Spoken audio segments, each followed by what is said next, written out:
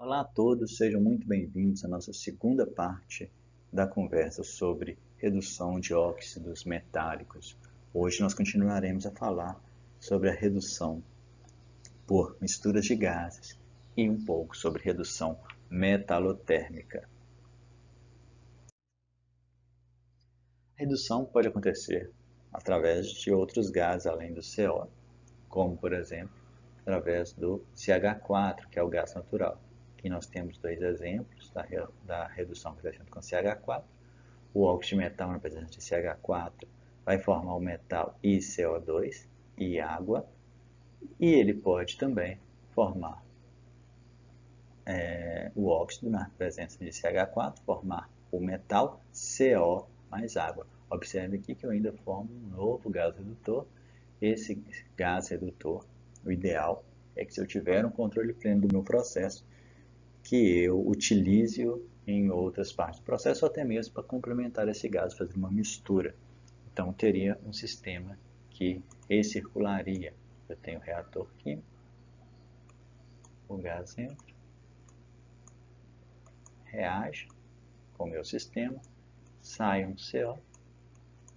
Esse CO, que é um gás redutor, ele pode ser levado para outras áreas do meu processo, ou pode ainda voltar e complementar o próprio gás.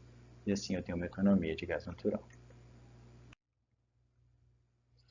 Eu também posso trabalhar com misturas de gases, né? Como eu acabei de mostrar para vocês, uma mistura envolvendo o processo de CO e CH4.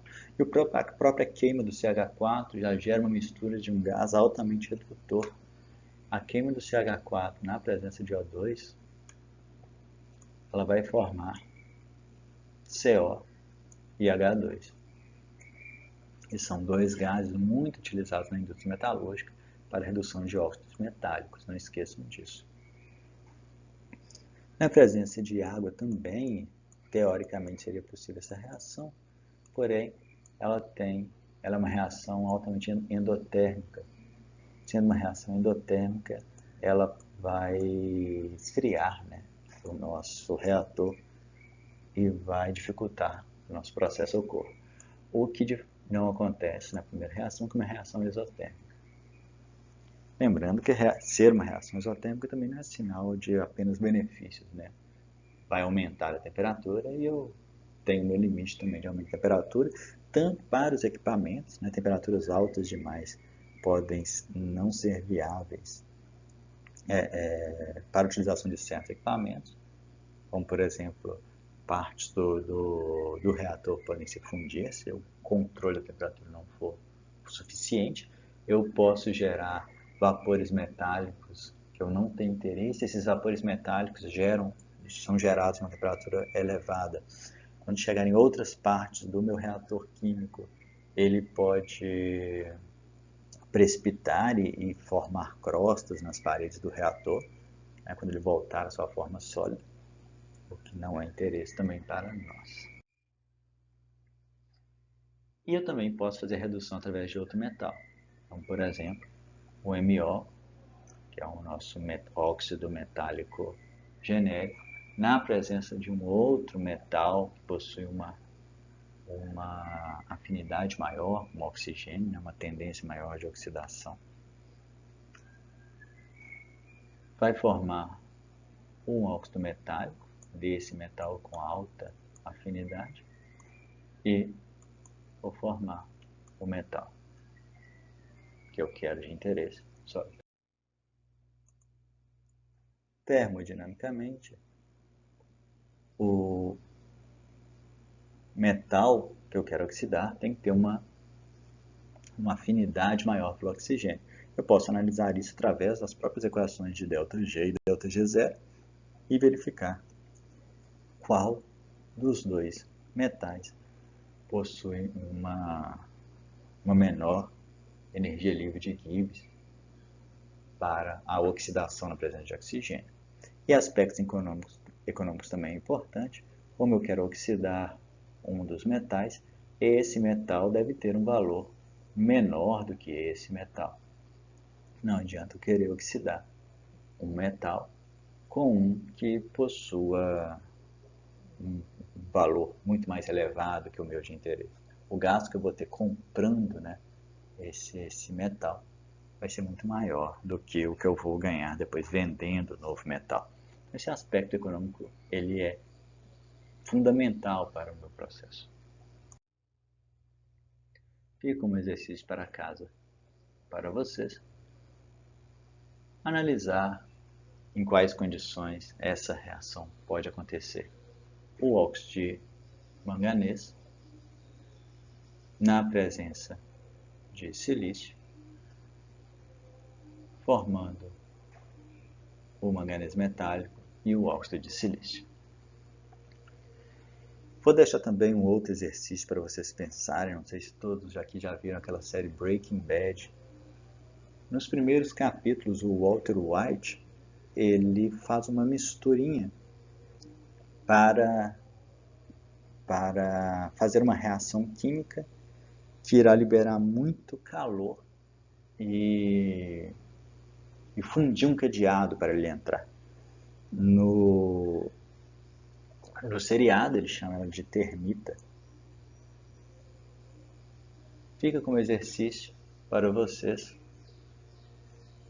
trazerem para mim qual é essa reação da termita e qual relação dela com uma redução metalotérmica. E depois que vocês descobrirem qual a reação que o Walter White utilizou para fundir aquele cadeado e por que ela pode ser considerada uma redução metalotérmica, quero que vocês indiquem qual a importância dessa reação para a indústria metalúrgica e siderúrgica. Ok? Fica aí como exercício de para casa para vocês. Vamos fazer um último exercício para terminarmos a nossa aula. Deseja-se comparar a viabilidade de redução do SNO2 por meio de H2 e CO quando são usadas misturas destes gases. Determinar as condições nas quais é possível a redução preferencial e ou seletiva por meio de cada um desses agentes redutores. O ΔG0 das duas reações estão dados aqui. Mas nós não vamos trabalhar simplesmente a matemática básica dessas reações. Nós vamos transformá-las em um diagrama ΔG por temperatura. E assim nós teremos uma visualização melhor do meu processo. Lembram quando eu mostrei para vocês que dava para transformar, linearizar a nossa equação? É isso que nós faremos aqui. Nós plotaremos então o ΔG em função da temperatura para a reação com CO, para a reação com H2, e agora visualmente vai ser mais fácil para nós tirarmos todas as conclusões, ao invés de ficar tentando resolver matematicamente a equação. A resolução gráfica aqui ela é mais simples e industrialmente também mais viável para a gente, mais prática. Essa foi a reação do CO, essa reação com H2O, então vamos analisar. Primeiramente, nós observamos que com temperaturas abaixo de 221 graus Celsius, todas as duas reações possuem ΔG acima de zero.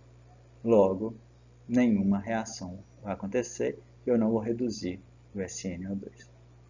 Entre 221 e 670, mais ou menos, só haverá redução na presença de CO2, de CO, porque nessa faixa de temperatura apenas o CO possui ΔG negativo, enquanto o CO2, ou enquanto o H2 possui ΔG positivo. Entre 670 e 930 vai acontecer a reação pelos dois gases, porém preferencialmente pelo CO.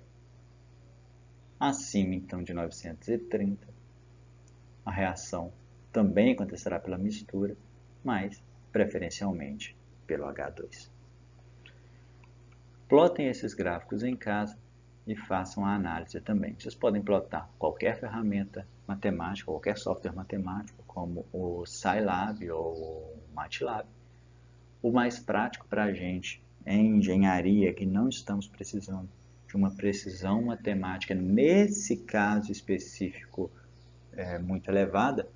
E por que eu digo que nós da engenharia nós estamos precisando de uma precisão matemática muito elevada nesse caso? Não é porque nós iremos fazer uma gambiarra ou algo do tipo. É porque a criação desse gráfico em uma planilha de Excel, por exemplo, vai nos dar resultados tão precisos como a criação desse gráfico no MATLAB. E talvez seja mais prático criar esse gráfico lá no Excel para trabalharmos com outros cálculos de maneiras mais intuitivas.